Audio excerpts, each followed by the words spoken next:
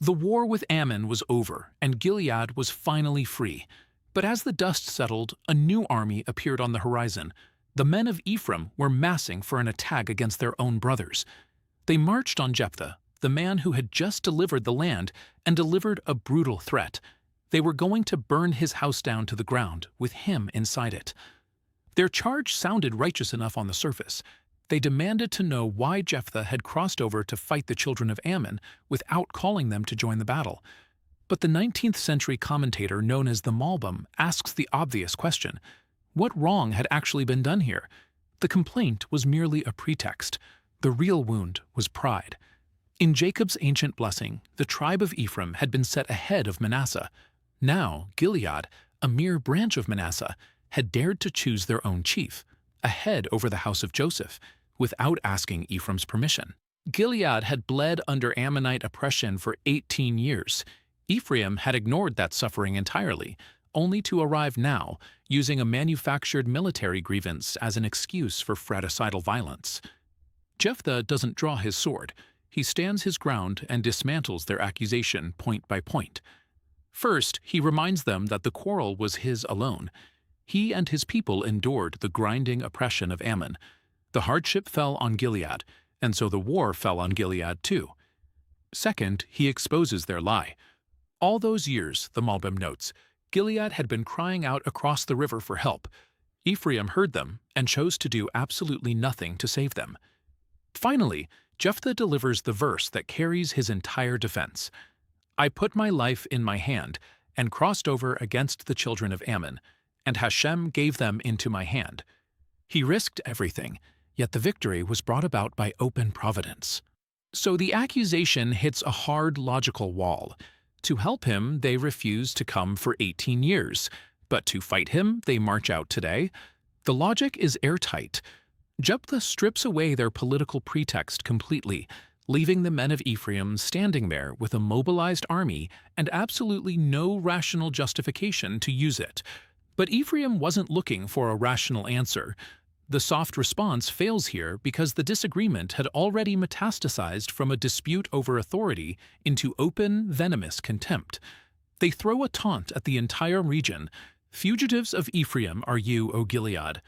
The Malbim unpacks the weight of that insult. Ephraim, settled securely west of the river, considered itself the main trunk of the house of Joseph. In their eyes, the Transjordanian Gileadites were just runoff, escapees. The political sneer is sharp. The Hebrew word they use is peltai, fugitives, and simple fugitives, they imply, have no right to crown chiefs over their social betters. By hurling that phrase, Ephraim steps over the line of political grievance into a blood feud. They have no idea that these very words will soon seal their fate. Pacing quickens. The talking stops. Jephthah gathers the fighting men of Gilead, and the two irregular armies slam into each other in the high country. The fight is decisive.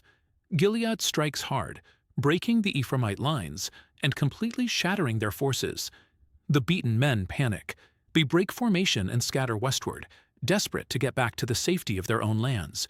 But to get home, they have to navigate a massive geographical barrier. They run straight back toward the Jordan River, the exact water they crossed to pick this fight. In their rush to punish their brothers, Ephraim's arrogance blinded them to the terrain. They had inadvertently trapped their own army on the wrong side of a natural border. Gilead had already moved to close the trap. Their men marched down and took control of the shallow, reedy crossings of the Jordan. These particular fords were the only places in the valley where the water ran low enough for a man to safely wade across. Every single retreating soldier had to filter through this bottleneck. As the fleeing survivors arrived at the banks, begging to be let through, the text hands their own insult right back to them. The verse calls the men arriving at the water the peltai Ephraim, the fugitives of Ephraim. The same two Hebrew words hurled as an arrogant sneer up in the hills have become a cold, factual description. The taunt is now simply what they are. Ephraim's weaponized language has literally manifested into an inescapable physical reality. The men of Gilead stop each man at the water's edge and ask him a direct question: "Are you an Ephraimite?"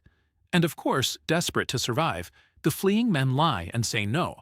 So the guards give them a single, terrifying test. "Say now Shibboleth," and he said Shibboleth, for he could not pronounce it right. The word means a rushing stream, like the very water at their feet. But men from Ephraim's region physically could not sound the letter shin. On their tongues it flattened into an S sound. One single letter unmasked the identity their mouths were trying to hide. There was no trial.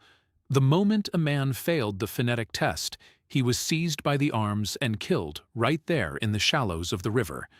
The slaughter was immense. 42,000 men of Ephraim fell at the crossings in that short period of time. Jephthah would judge Israel for 6 quiet years after the incident at the water, before he died. He was followed by a string of minor judges, Ibzan, Elon, Abdon, but the era of great deliverers was fading. As the land drifted onward, a new oppression was already gathering strength along the western coast. The men who had called Gilead the fugitives of Ephraim died as the fugitives of Ephraim, turned back one word from home.